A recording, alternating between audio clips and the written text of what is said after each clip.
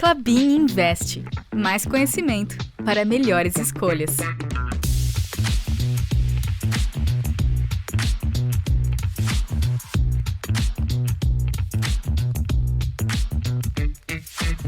Eu sou Yolanda Fordeloni e está começando mais uma edição da retrospectiva 2021 do podcast Klabin Invest, nosso encontro com especialistas em investimentos e desenvolvimento sustentável aqui no Spotify. Teve muita conversa boa por aqui. Vamos lá?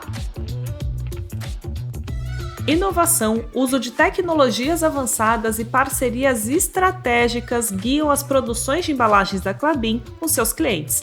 Tudo isso tendo como pano de fundo cuidado com a sustentabilidade e com o meio ambiente.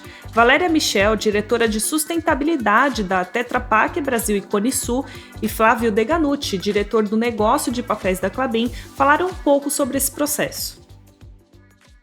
Bom, a Tetra Pak é super demandante, a Valéria conhece bem.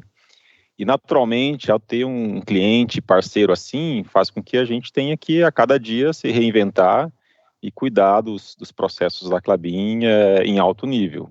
Se pensar essa embalagem, que no primeiro olhar parece simples, ela precisa de, no mínimo, 2 ou 3 tipos de fibras longas, fibras curtas, fibras branqueadas. Ela precisa de ter barreiras à absorção de líquidos, que de alguma forma têm que ser protegidos para não serem absorvidos pelas fibras. Ela precisa garantir que a madeira foi produzida com as melhores práticas possíveis, com uma gestão de alto nível, protegendo a natureza que está ao redor. Precisa garantir que a gente tem uma cadeia de custódia que faça a rastreabilidade de ponta a ponta dessas fibras usadas para fazer esse papel. Então, a história se mistura. A gente tem uma história muito profunda, raízes muito profundas na produção florestal. Esse cuidado que a Klabin tem hoje não é novo, ele está lá nos fundadores da empresa, que já se preocupavam, por exemplo, em ter uma floresta em mosaico, já se preocupavam em certificações florestais para garantir que as práticas sejam as melhores. E a Tetra Pak, naturalmente, tem um olhar muito profundo para isso. Ela precisa produzir embalagens, mas embalagens que respeitem essa cadeia de forma muito intensa. Da mesma forma na qualidade, né, Valéria? A gente vê na qualidade a Tetra Pak se reinventando todo ano e puxando a Klabin, buscando agendas que permitam a gente melhorar o produto a cada dia, torná-lo mais leve e assim por diante. Também olho o valor disso na tecnologia. Eu sempre penso assim, né? Inovar sozinho pode dar certo, mas não é ágil no mundo que se transforma. Ainda mais que a gente detém parte do conhecimento, não o conhecimento da floresta até uma embalagem chegar na prateleira de um supermercado. Esse conhecimento completo, ele é só feito através de parcerias de inovação, que é, de novo, o que a gente faz hoje o tempo todo, né? Uma parte importante da minha agenda, Yolanda, é feito junto com a Tetra Pak em inovação. E não só inovação para portfólio, que lógico que é uma prioridade, a gente vai buscar junto essa embalagem do futuro, mas inovação na reciclagem, né? A Klabin foi pioneira na reciclagem de embalagem Tetra Pak pós-consumo e hoje é um grande parceiro nosso em buscar caminhos, né? Como que a gente vai alavancar ainda mais a reciclagem das embalagens pós-consumo? Então, esse tipo de parceria é fundamental para que a gente tenha resultados mais concretos usando as expertises que cada um tem na sua cadeia de valor. E você já parou para pensar qual vai ser o papel do futuro? A gente adiantou a tendência por aqui. Eu vejo 2 rotas, Yolanda. Uma rota que é a rota da simplificação. Vários usos no passado do papel, em sacolas mais simples, em caixas mais simples, eles podem voltar. São soluções que existem, de um produto que tem todos os R's, né, de reciclável, de retornável, de repolpável, e faz isso já em alto nível. Mas também nós temos uma associação fundamental, que é dessas fibras de papel com barreiras. Barreira, eu chamo aqui produtos aplicados na superfície desse papel que reduzem a absorção de água, que reduzem a permeância ao oxigênio, que reduzem a absorção de vapor de água, de contaminantes de várias naturezas e assim por diante. Essas barreiras, elas são essenciais, por exemplo, na conservação dos alimentos. Portanto, têm que ser desenvolvidas, mas de fontes renováveis. Então, quando eu olho para o papel do futuro, eu olho um papel que, além de ter toda essa história e toda essa vantagem do ponto de vista sustentável, também esteja associado a barreiras que permitam proteger os alimentos em alto nível e que depois possam ser incorporados à cadeia de reciclagem sem contaminantes. Então, quando eu falo da inserção de barreiras, da colocação de barreiras nesses papéis, eu imagino assim, tudo isso depois pode ser reinserido nessa cadeia de reciclagem, que é enorme, que já é gigante hoje, e ajudar essa cadeia de reciclagem a ainda ser mais rentável do que ela já é.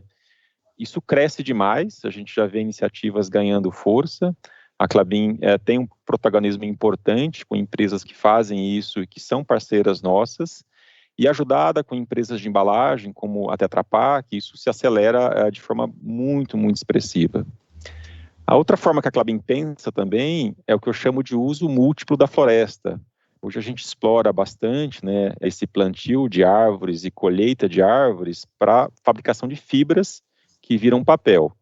Mas a madeira é muito mais rica do que isso. Ela tem resinas, ela tem óleos que podem ser transformados em outros elementos, desde barreiras, como por exemplo a lignina, ela é um repelente natural à absorção de água, entre outras coisas, como fibra de carbono, aplicações bem nobres a partir dessa floresta. Então, é por aí que eu vejo, a gente desenvolvendo, associando esses papéis, aumentando o percentual de materiais de fonte renovável e recicláveis, ajudando a Tetra Pak nessa agenda. A gente precisa muito de uma agenda com os nossos parceiros, porque ela acelera. Hoje, fazer inovação sozinho é lento, não é rápido o suficiente para atender esses consumidores ávidos aí a embalagens mais sustentáveis. E isso está chegando. Fala assim, a gente olha para frente, olha para o futuro, mas o futuro é daqui 1 ano, o futuro é daqui 2 anos, o futuro é daqui 5 anos. Nossa agenda de 2030 está pertinho. Antes de lá, muita coisa já vai ter acontecido com a tecnologia na fabricação do papel. E por falar em inovação, o que de fato isso representa? Para Renata Fres, gerente de inovação da Klabin, é sempre se questionar, ouvir diferentes pontos de vista e saber se adaptar a cada situação. Acho que para mim inovação é você se autorizar a se questionar e pensar, será que eu estou fazendo da melhor forma? Será que é a maneira mais eficiente, mais inteligente? Quando a gente fala em inovação, muitas pessoas pensam que é algo completamente disruptivo, né? Você tem que inventar um foguete que vai te levar para Marte. E isso é inovação, mas inovação também está em muitas outras coisas. Então, a gente entende que inovação é a ponte, né, que conecta a empresa atual com a empresa que está sendo construída para o futuro. Então, a gente entende que não é o fim por si só, né? É o meio, é o caminho. Inovação é o caminho e por isso que ele tem que ter um propósito e tem que ter essa visão. A gente tem uma série de programas na companhia que estimulam o processo de inovação, né? O Centro de Tecnologia é um grande usuário disso, né? Então, nós fizemos uma competição, por exemplo, entre MBAs para eles montarem modelos de negócio focados em todas as possibilidades que a lignina nos traz, né? Que a lignina é uma outra coisa super interessante que vai despontar em breve e a gente está trabalhando bastante nisso, né? Quais outros usos a gente pode dar para esses extrativos que vêm principalmente do pinus, né? Então, essa riqueza que a Klabin tem de ter uma floresta múltipla, né? Então, a gente trabalha aí com 2 espécies, né? O fato da gente ser bastante verticalizado também nos ajuda a poder fazer grandes experimentos, né? É como se a Klabin toda fosse um super laboratório. Cada unidade industrial tem um processo diferente e isso permite com que a inovação aconteça de formas diferentes, né? Então, a gente faz parcerias com universidades, eles trazem um ângulo, a gente faz chamados abertos ao mercado para trazer soluções de startups de diversas maneiras, né? A gente também faz iniciativas de intraempreendedorismo, então nós mesmos, né, resolvermos questões misturando as pessoas, né, a expertise das pessoas. A gente tem gente do Brasil inteiro trabalhando na companhia, com históricos de vida que podem contribuir. Então, isso é o Klabin Lab que a gente faz, né, que é essa mistura. A gente tem um programa de ideias que chama Plante Sua Ideia, onde as pessoas podem dar ideias para melhorar, fazerem pequenas melhorias até grandes transformações. Então, acho que essa é a beleza desse processo todo de inovação, onde a companhia está toda engajada, né, positivamente engajada, e as pessoas estão se permitindo cada vez mais experimentar. E isso é bastante legal, é super positivo, né, e faz com que a gente aprenda a resolver problemas de formas diferentes. Não tem certo nem errado, né? O que a gente tem que fazer é se adaptar para cada questão nossa, acionar qual seria o caminho que atende melhor. E acho que esse é o papel da área de inovação, né? É mostrar um caminho. Então, todas as nossas buscas feitas em inovação para apoiar as áreas sempre tem como pano de fundo sustentabilidade, né? A gente nunca vai propor alguma coisa que vai piorar, né, o perfil do nosso produto, que já é tão incrível, né? Ele naturalmente já é reciclável, biodegradável, né? É super bacana. Então, o nosso desafio é continuar fazendo com que esse papel siga assim, né? Falando um pouco de mercado, vimos no último ano o e-commerce atingir um novo patamar por conta da pandemia. Dados da ABECOM mostram um aumento de 68% nas vendas por esse modelo, com a receita na casa de 130 bilhões de reais. Esse alto volume gerou um aquecimento da demanda por embalagens e impulsionou a criação do e-Klabin, como explicou Roberto Bisogni, diretor de embalagens sacos da Klabin. A gente teve importantes parceiros nossos já de alguns anos, como o Mercado Livre, por exemplo, que somente ele cresceu quase 130% dentro da Klabin. A gente pega, por exemplo, o varejo, né, a entrega de compras, né, que acho que essa é uma mudança de hábito bastante interessante que aconteceu ano passado, que é essa compra online do supermercado, né, que a gente não costumava fazer. Esse volume, por exemplo, cresceu mais de 50% dentro da Klabin. Então, é fato que a gente teve uma mudança, o crescimento foi muito mais intenso, mas eu diria que até em função da estratégia nossa de atendimento desse mercado não ser algo recente, a gente já está presente atendendo o e-commerce há algum tempo, eu diria que a gente conseguiu manter aí um bom atendimento para todo esse mercado. A gente começou a ser demandado de empresas dos mais variados ramos, portes e com demandas diferentes, e a gente percebeu que a gente precisaria dar uma acelerada na nossa estratégia para atender esse mercado, para, de fato, a gente se consolidar como o principal fornecedor de embalagens de papel para o e-commerce no Brasil, né? Então, a gente sentia, por exemplo, o Mercado Livre, uma Amazon demandando muito, a gente sentia algumas empresas com seus canais próprios aí de venda de e-commerce também, com demandas diferentes, mas também nos provocando bastante. Então, a gente tinha um range muito diferente, né, muito amplo e muito diferente entre eles da demanda por embalagem. Então, a gente decidiu estruturar de uma forma um pouco mais acelerada o e-Klabin, né, que a gente lançou agora no começo de 2021, que é justamente o guarda-chuva, a nossa estratégia guarda-chuva para atender todo esse mercado, seja para uma demanda muito grande, como, por exemplo, eu disse, Mercado Livre, uma Amazon, seja para uma startup que também está começando, ou seja para um microempreendedor que tem um negócio pequeno, que precisa de algumas embalagens. O fato é que agora a gente tem condição de ofertar soluções de abastecimento com diferentes apelos aí para todos esses diferentes potenciais consumidores, né?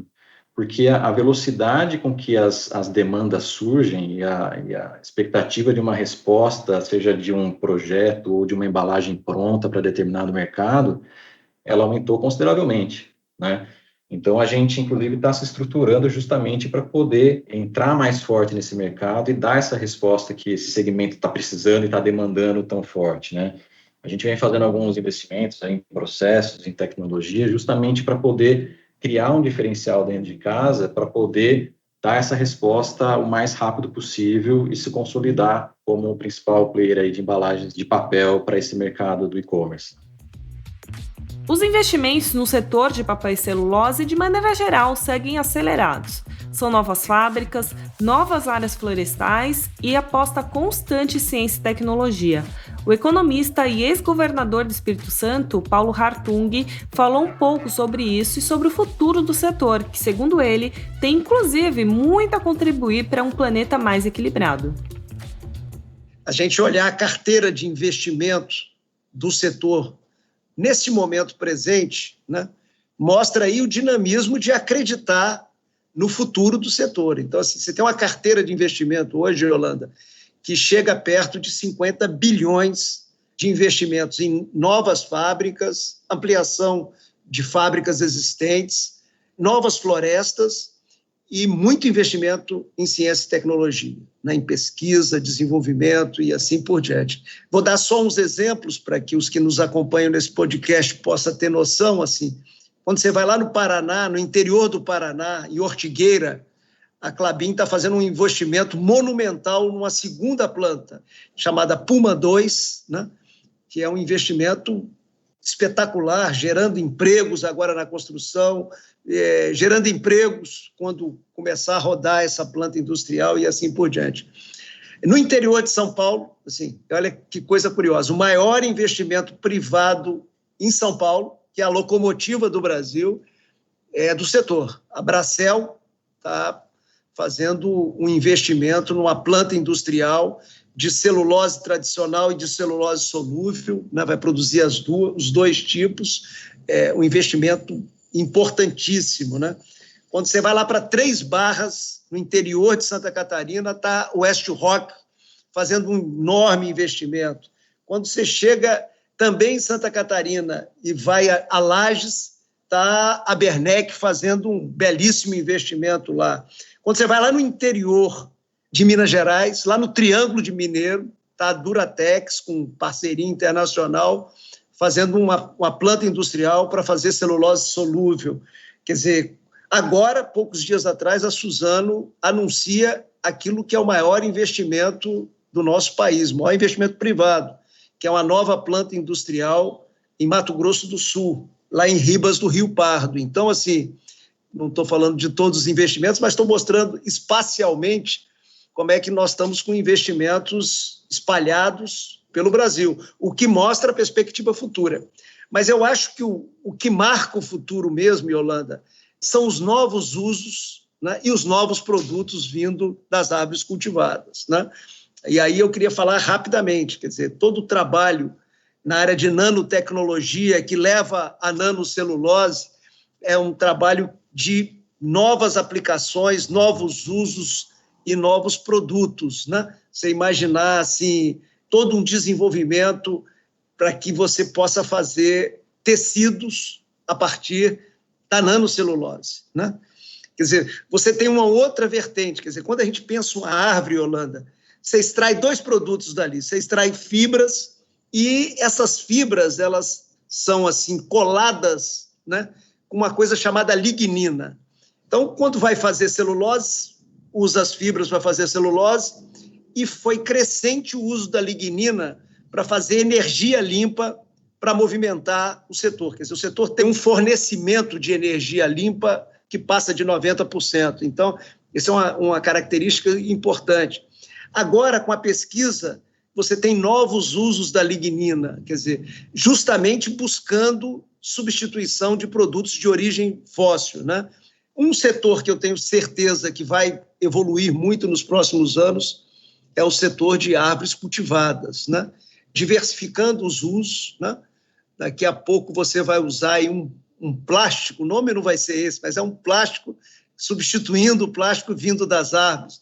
Você vai ter uma caixa de leite que não vai precisar de metal na caixa de leite, nem de plástico, vai ser toda de papel com a barreira adequada para você ter ali guardado o leite, ter guardado o suco e assim por diante. Então, assim, é um setor que está crescendo muito, fruto da ciência aplicada em novos usos e na apresentação de novos produtos. Daqui a pouco você vai colocar uma roupa que é de viscose ou que é de celulose, nanocelulose, microfibrilada, que é um outro produto importante. Esse ainda usa menos água, menos produtos químicos e assim por diante. Então, assim, tem um universo E o futuro sustentável, o futuro equilibrado, passa por essa relação dos humanos com a natureza, uma relação adequada, a gente entender que a floresta amazônica em pé, ela produz serviços ambientais notáveis no solo, na água, no clima, no nosso regime de chuvas, né? O agricultor brasileiro entender que esse regime de chuva é importante, inclusive, para a sua agricultura, né? Quer dizer, essa relação é importante, e a árvore, essa árvore cultivada em áreas antes degradadas por outras atividades humanas, ela tem um potencial enorme de produzir produtos recicláveis, conectados com a economia circular, com a bioeconomia, ou seja, conectadas com o futuro desejado, que é um futuro onde a gente dê qualidade de vida para as futuras gerações, para os filhos, para os netos, para os bisnetos e assim por diante. Então, eu acho que esse é um setor que já contribui e tem muito para contribuir nessa construção de um planeta equilibrado. A tecnologia, claro, permeou toda a jornada do último ano na Klabin, com um destino certo, a indústria 4.0, como contou Sinésio Barberini, gerente de tecnologia e de automação da Klabin. É um conceito que veio muito forte na indústria de manufatura. O setor, por exemplo, automotivo, é um grande exemplo disso, né? Lá a robótica é um carro-chefe.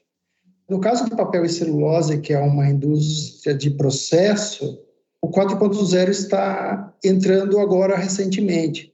Então, para esse assunto, os desafios e soluções também são muito diferentes.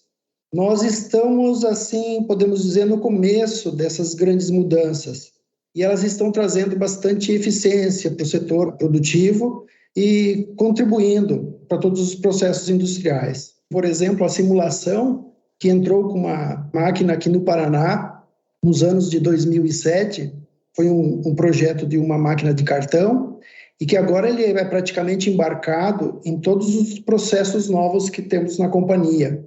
A simulação é um processo que permite o treinamento do operador, da mesma forma que um simulador de voo, vamos dizer assim. É um processo que pode ser usado para antecipar falhas. A gente usa muito para testar os processos e depois para treinamento. A gente usa para testar as lógicas e depois para o treinamento dos operadores. Estudos internos mostram que a gente tem retorno de sistemas de simulação já no primeiro mês após a partida de uma planta. Então, tudo que vem depois da simulação, a gente já, desse primeiro mês, que é a partida, esse treinamento dos operadores iniciais e checagem de sistemas, já é um ganho. Se a gente falar um pouco do conceito da indústria 4.0, assim, desde a sua concepção inicial, ela nasceu com 10 pilares. Um desses pilares é a ética. A área técnica pouco cita a ética, e tem mais 9 pilares técnicos. Eu gosto muito de citar a ética, que foi a concepção inicial da indústria 4.0. Então, para nós da área de processo, a gente não olha muito os pilares de forma individual. Nós olhamos assim para as grandes frentes, que são a segurança cibernética, a robotização e a automação de dados e informação, a computação em nuvem, que integra os processos da matéria-prima ao produto final, e a realidade aumentada também. Ela é uma frente, eu até poderia dizer que é de menor peso, mas ela tem crescido fortemente na indústria de processo, naqueles processos que já nascem com ela. Aqui na Klabin, por exemplo, a gente tem usado a realidade aumentada para soluções de apoio e de acesso remoto durante intervenções de manutenção, que nessas épocas aí da pandemia do Covid foram bastante interessantes. As aplicações das tecnologias da indústria 4.0 permitem que nós façamos aquilo que se chama manutenção prescritiva. As ferramentas digitais podem indicar, por exemplo, se alguma determinada máquina vai ter um problema no futuro. É ter uma visão anterior daquela que se olhava no momento da falha. Então, isso é um grande ganho para todas as empresas, né? Além dos processos produtivos nas fábricas, que é essa integração de dados, análise de dados de forma inteligente, Nós também temos uma frente aqui no Paraná, que deve começar aqui no Paraná, e que vai nos ajudar no controle da produção, que é a rastreabilidade do produto. Nós estamos desenvolvendo uma frente que usa dispositivos de RFID. Dispositivos de RFID são aqueles que vocês podem comparar, aqueles que se usam nos grandes magazines, que às vezes está lá pendurado numa roupa, etc. Mas aqui tem um outro papel.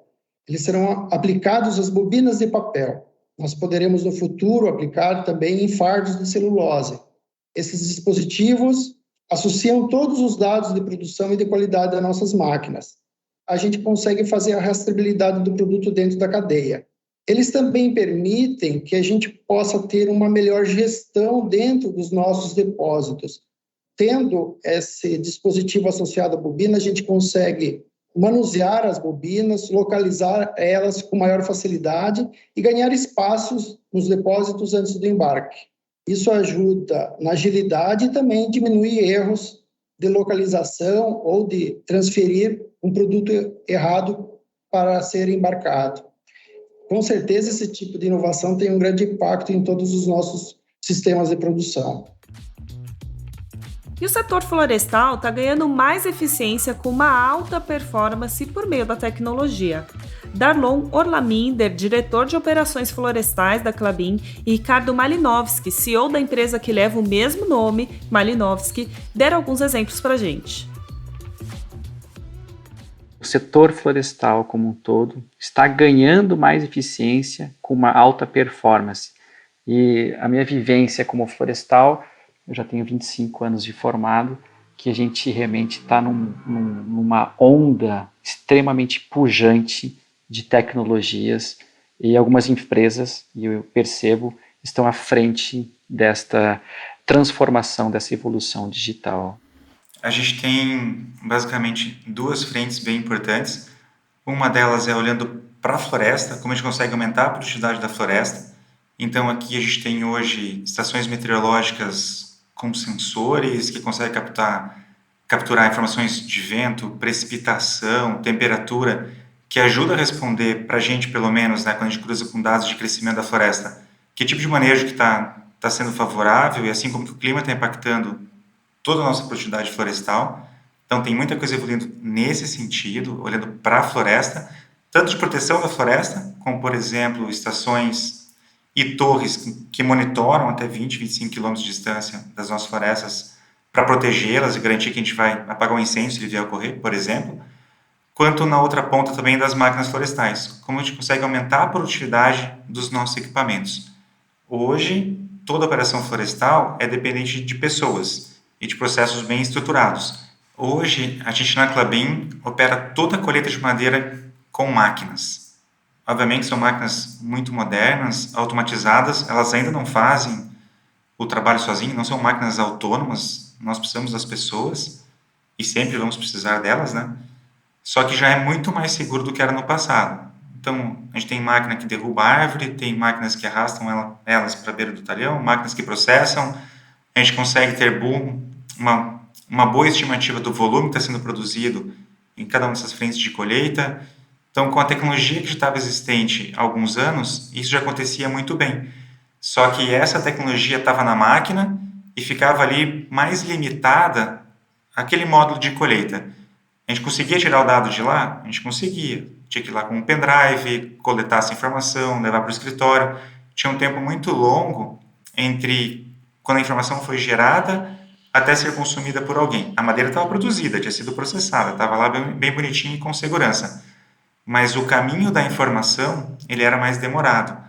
Quando a gente entra com tecnologia de transmissão de dados, como agora, ainda com bandas mais baixas de transmissão de dados, a gente não tem um 5G na floresta, igual alguns países já têm, mas mesmo com bandas mais leves, que é o nosso caso com rádio digital e satélites, a gente já consegue ter informação em tempo real que apoia muito a nossa tomada de decisões. E isso já tem aumentado também a nossa produtividade. Semana que vem a gente volta com mais retrospectiva. Aproveite para maratonar o podcast e ficar por dentro de tudo sobre o mercado financeiro.